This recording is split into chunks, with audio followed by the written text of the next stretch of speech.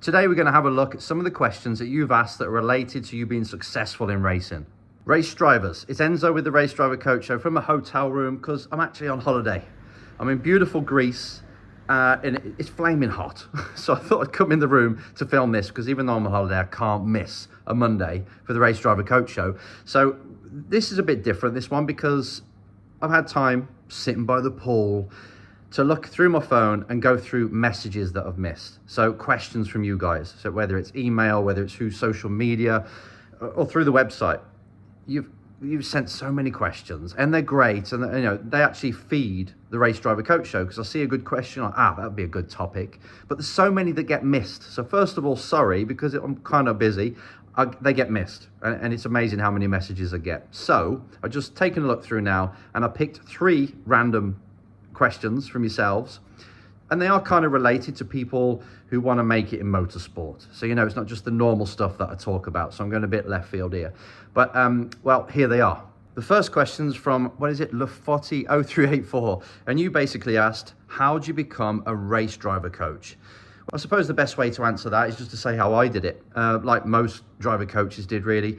We started off as being drivers ourselves. Because if you're teaching the craft of how to drive and you're helping a driver drive better, you've got to pretty much know how to do it yourself. So it's a lot like a lot of football coaches. They were footballers before, or amateur footballers, and then they got into coaching and learned how to do that. So it's the same for driver coaches, really.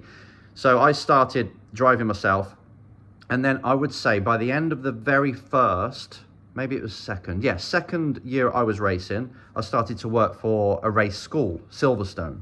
And that's where you do all these experiences. People, general public, come and they pay their $200 or whatever to do 2 or 3 hours on track in a car, and they need an instructor with them to show them how to be safe and all that jazz and how to drive. I was the instructor, and that's how a lot of coaches start. So you start working at race schools, and I pretty much worked at every race school that was in England, probably about 8 of them. Going round, and that's how I earned my living. So I did racing myself, and then on the off days or off weeks, because you have a lot of off weeks when you're a race driver, I was at race schools making the days there. So that's how I started, and then I started to do one-on-one. So I got clients. Brian Thorpe was my very first one in Alfa Romeo racing, driving, and I'd go to the race weekend with him, watch him at the track, watch him by the side, take video of how he drives compared to the guys at the front if he wasn't at the front, go through his data, go through his video, discuss ways he could drive better, come up with a plan for what he needs to do next time out, in the next session even, what's the main goal, and you basically structure their whole driving to make sure that they're advancing. You hold them accountable. You show them their strengths and weaknesses and what we need to do, and you're helping them in all sorts of ways. So that's how it pretty much started, and that's how it evolved into private coaching. Then I started to work for bigger companies like F1 Junior programs and Gravity, which are people who invested in drivers and they wanted a coach and somebody to actually go and select drivers for them to pick the next driver that they're going to back and sponsor. And it evolved like that. Then I just kept going and going. And basically, before, I'd say 3 years into my racing, I really got into mental development, learning the mental sciences. So, psychology, really, on the basis of psychology. And I merged the two. So really, I help drivers perform better mentally, but also on the driving, but the whole holistic way, really, of this is the blueprint for how you go from where you are now to being a successful driver. So I started to teach that pretty early on. But most driver coaches are just, this is the brake shape and what I spoke about when I first started. So pretty much that's it. Next question is from Abdullah, and he wants to know how to get sponsorship when you're racing on sims. So when you're a sim racer, basically, how do you get sponsorship for that? Sim racing, I've already answered the question on YouTube, the comment, but I think I should just clarify now. It's kind of like influencer marketing. So if you're racing on the sims, you're doing online racing, I'd say iRacing is probably the most popular one because there's loads of people on there, there's loads of teams and events and stuff. That's where you get spotted. So you're on iRacing, you're racing away and you've been doing it a while and you're getting pretty good. I would say it's like influencer marketing where you've got to be popular. You've got to have a good fan base. You've got to get people following you. And the way you do that is Twitch, is live streaming on YouTube. Anything you can do. You get an OBS software and you stream yourself racing. Just do that to start with, right? You don't have to be this charismatic person and making people laugh. Just film your races, get them all on there and just upload them, and you start to get traction. You start to develop your own style of how to film them, the different style of actually presenting it. Then one day you'll say, you know what, I'm going to put a camera on my face and I'm going to talk as I'm doing sim racing. And then you start to get into, this is now streaming. This is like the broadband type stuff, and you start to build a fan base. People are subscribing, people are following you. And when you get to a certain number, you get into the thousands of people that started following you, you can actually earn money straight away, of course, through Twitch. People give you donations, which is great. So you get this fan base. That's when you start to become interesting to sponsors. They won't find you. You'll still have to go to companies and say, you know what, I've got 10,000 people that tune in. Well, 10,000 people that subscribe. I'd say 2,000 tune in every week or month, and it's this kind of person. It's this age group. It's male or female. You can get pretty much what kind of person it is, demographically, what they're into, and then you say to a company, is this kind of person a target audience for you? And if so, I'll put your name on the screen throughout the whole stream. And I'm going to do that once a week, or you'll just have this month, and you don't charge much. You're just a couple of $100 or whatever, just to build up. But you're giving them some visibility. You're getting eyeballs on them, and you've got this whole thing working. And I think that's the best way to do it. So I'd say get good at sim racing first. Start to stream it, just loosely to start with. Then start to make it a bit of a show where you're talking, and you're having reactions, and you take clips.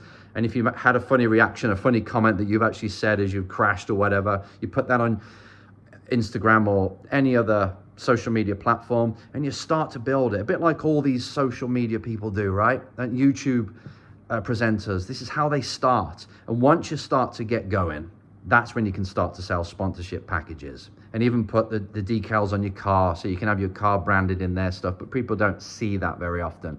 I would say the best thing is to have the layout on your screen and have the sponsor ticking away at the top, and any offers. So you have a link in your stream saying, if you click this link, you'll get a discount from this company that sells this great product, and they can prove that you sold it. So there's loads of things you can do, like affiliate marketing and stuff. So I would say start streaming and just build from there. Then you can start to approach sponsors. It's a bit like racing in general.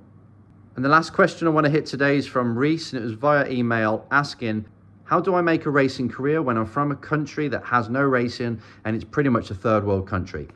I get this quite a lot, and I've answered it before, but it's a tough thing to actually talk about or to answer, because when it comes to racing, you've got to understand that it's just an expensive sport, because you've got this motor vehicle that probably costs 50 grand, or it could be a Formula car, then it's going up towards six figures. You've got this car, and that's just what it costs to buy it. Okay, teams usually own it, so you just go and hire it, but still, someone's got to buy that car, right? Somewhere down the line. Then to race it, to enter it into races, to repair it, to innovate it, all the crash damage you get, transporting it, employing an engineer, employing mechanics, employing a truckie to take the car there. All these things, you can just imagine, you get into hundreds and hundreds of thousands straight away. And it's difficult. And if you're not from the country that runs these expensive sports championships, then you've got to get there somehow. So you need visas and all this. So I'm just about to say now that it's not easy. It's really not. It's not easy when you're born into a country where you got race circuits everywhere, like in the UK. It's easier because you got more championships and things. But it's still not easy to get together that at least 20 grand a year to race club racing. At least that together, right? You got to admit, you probably tried. So when you're from a country that's distant from these countries that have got, racing through their veins so many years already, I would say the only thing you can really do is get yourself to one of them countries. Difficult, right? It is hard. I'm not going to give you an easy answer. But if you can somehow, whether it's a student visa, so you go and study at that country, whether it's America or England or in Europe or Australia, somewhere that's got a lot of racing, and it's not affordable, but it's doable. You go and study there. You go and get a work visa there, so you're working. And whilst, whatever reason you can get into that country for, whilst you're there, you start to put the money away, you start to look for championships that are affordable. In fact, preferably do that before you go so you know what the target is. You start to save up year after year until you can go racing. I'm sure most visas will allow you just to do that because it's a pastime. And that's how you start. But I tell you what, everybody out there that is looking, and they're looking at F1 and they really want to do it, I would say, okay, let me just forget F1 for now. How can I just get to a country where I can race? No matter what level it is. It could be lawnmower racing. I don't care. I just want to start racing something, go-karts. And then do your research. Find what countries is plausible that you could go to. They're not too far away, or you can get some kind of visa for. If you're the right age, you can do a student visa and your grades are okay at the minute. Find out the cheapest, and then that's it. You make a plan and you just got to go for it. And if it doesn't work, you just go back home 2 years later saying, 3 years later, I tried, but the experience I got from it, I learned how to sell. I now know a different language. If you don't know English or wherever it is anyway, I tried. I learned how to earn money. It was an experience. It was amazing. If you only come back with that, it's worth doing, right? So there is no scholarship, a world scholarship, should we say, where it's just picking drivers that want it the most. It doesn't work like that. When you get in motorsport, you've got to do the groundwork first. You have to work the mill. You have to do the club racing if you haven't got the money to do the big championships. You have to win them. And as you're doing them, competing, you have to build sponsors. You get loads of sponsors on board until you can afford the bigger championships. But if the money's not there and the results are not there, you can't move up. So it's the same for everybody. But when you're from a different country, miles away, and there's no real racing, it's difficult. You just have to get to them countries somehow, like people do when they want to hit Hollywood. They don't stay in York trying to be an actor in England.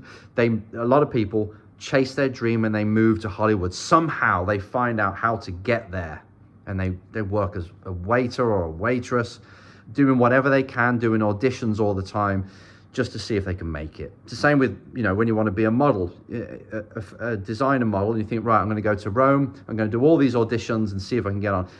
Or Milan, should I say, not Rome, what I'm on about. But that's how it works. You have to go to the epicenter of the industry if you really want to make an impact or to stand a chance. You don't have to, but to stand a chance, it's a good idea because there'll be more opportunities there. So that's the only thing I can say. It's difficult, I know, but just think on it, make a plan, and just go for it. Right, again, there's loads of questions that come through. So sorry if I haven't answered yours. I've only answered 3 today, but I hope this is just giving you some kind of spark of inspiration, something to think about, something that might be linked to your problem. If not, get in touch through any of the socials or email, and I'll see if I can answer it or do a show on it. Bye for now.